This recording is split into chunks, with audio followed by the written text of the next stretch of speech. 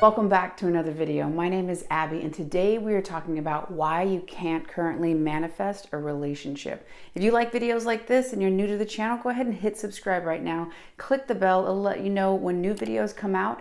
And if you really love this video and you want to show your support, hit that like button. It really helps to spread this information and get it in front of new people. So back to the video. If you're watching this video right now and you are finding that you cannot attract a relationship, you cannot manifest, no matter what you do, you just cannot seem to manifest a relationship. What's going on? I hope in this video to give you the clarity on some of the things that you might not be aware of so that you can gain awareness and start living the life that you want to live. So one of the first things that usually happens when someone is trying to manifest something, someone's trying to attract a relationship and can't, one of the first things you got to do is look and see what you want from that relationship. Are you currently feeling alone? Are you feeling unloved?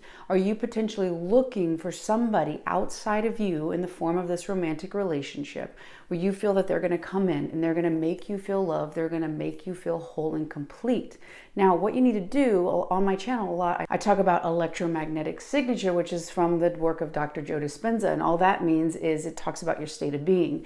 Your state of being is how you think and how you feel. Now, in the circumstances that I just described, if you're looking for this relationship because you're feeling lonely, because you're feeling unloved, maybe even if you're feeling unattractive and you want this person to come in so that you don't feel those feelings anymore.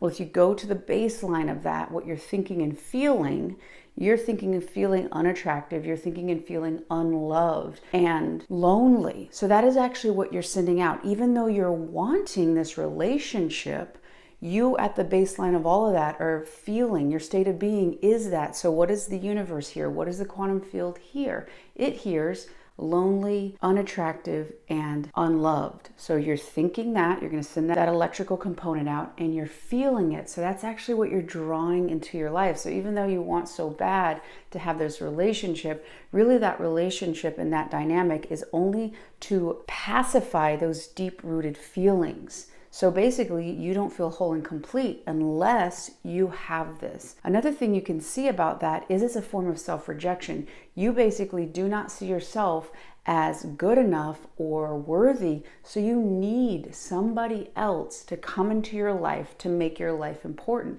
to make your life worth living.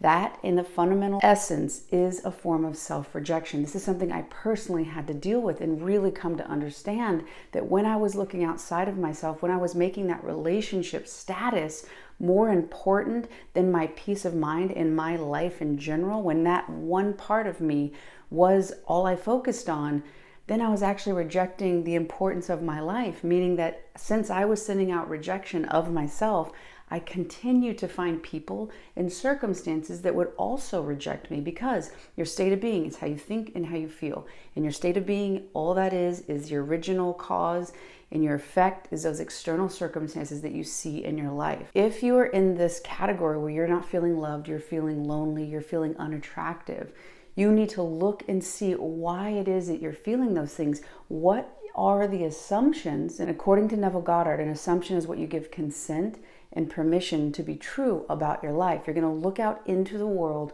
through those perceptual filters, and then you're going to find circumstances to feed it back to you because you want to live in alignment with confirmation bias. That means you have something in your head on how you see yourself to be. You're going to look out through your RES, your reticular activating system, which is a filtration system in your mind that's going to basically block out all the other things in your life other than what you see and feel to be true about yourself. It doesn't mean that that's the only possibility. It just means that that's unfortunately unconsciously what you're looking for. And so you keep finding the thing that you don't want to see anymore. And until you bring awareness to why you feel that that's true and go to that original wound of why and what happened to make you feel unloved, to make you feel unworthy, to make you feel unattractive, getting to that root and cutting that anchor and seeing the behavior that has caused from you, you will then change how you think and how you feel about yourself, and therefore get in alignment with that experience that you want to happen and begin to create a new story.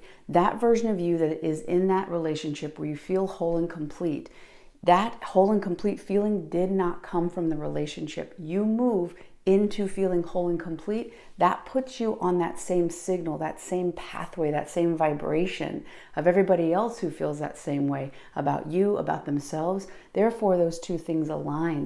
They're sending out the same electromagnetic signature, so they can be on the same wavelength, literally. So until you start feeling it within yourself, you will not be able to actually find it out in the universe, literally, because you won't be able to see it, but also too, you won't align with it. You'll block it out and you'll avoid it. Or even if you did meet the person who could do that and meet you on that level, you won't be in that place, in the state of whole and completeness within yourself. You won't be actually able to interact in that sense. Another thing that can be happening where you're in a situation where you're trying really hard that you can't manifest, you can't attract a relationship, is potentially a deep-seated fear of abandonment. So you might actually find that you meet somebody and you get along and you start dating, and then all of a sudden they ghost you. All of a sudden they're not interested.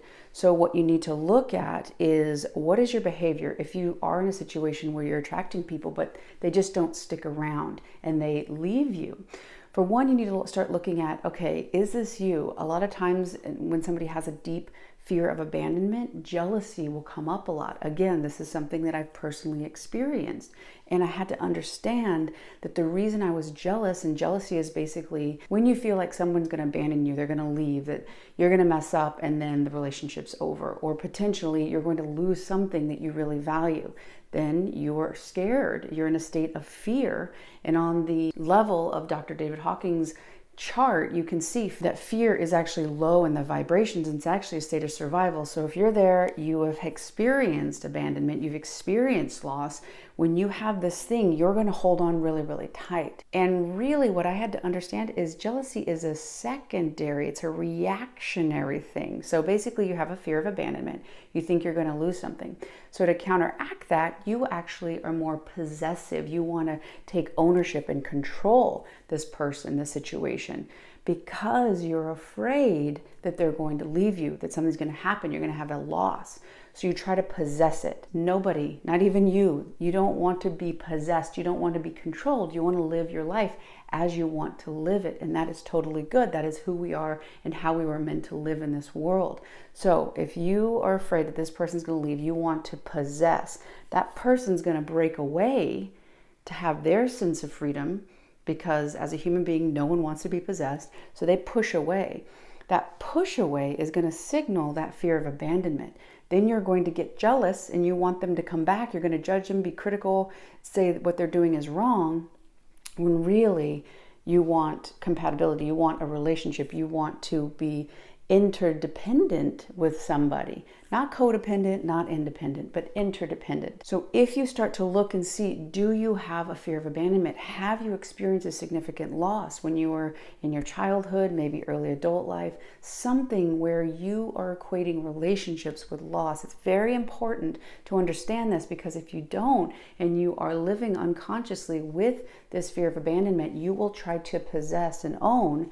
And I don't mean that negatively. Again, I experience this personally, and it can be a very vicious and intense cycle, which really takes hold of your whole life, because you are so afraid that this person is going to leave that you again neglect the importance of your life and the things that you're living and doing in the world, and you make it all about them. And again, that's another form of self-rejection. And when you want to own them, they push away, because really you just don't want them to leave. You just want to be loved. And under all of that is feeling unloved, and potentially that fear of abandonment and rejection and just not worthy. So it's important that you get to the root of that and start asking yourself what it is that you feel, so you can catch that behavior and start making a new choice. When you do that, you will send out a new electromagnetic signature. How you're thinking and how you're feeling is going to change. Your behavior changes, and everything that you're able to see now in the world with your perceptual filters will automatically change as well. Now, the last thing I want to talk about in why you are not currently able to attract a relationship is potentially the relationship, or the absence of the relationship, I should say, is actually reaffirming something emotionally for you. Specifically, if you continually find people who who are emotionally unavailable and you continue to try to chase them, that most likely is reinforcing or repeating a pattern that you've had in childhood or early adult life, something somewhere you've experienced the same thing before. Again, what I talked about earlier, you go towards them and they push away. You feel that rejection. That's going to push on a wound, basically to remind you to go back to the past to heal it so you can cut that cord, because it's still significantly impacting your day-to-day, even though you're unconscious to it.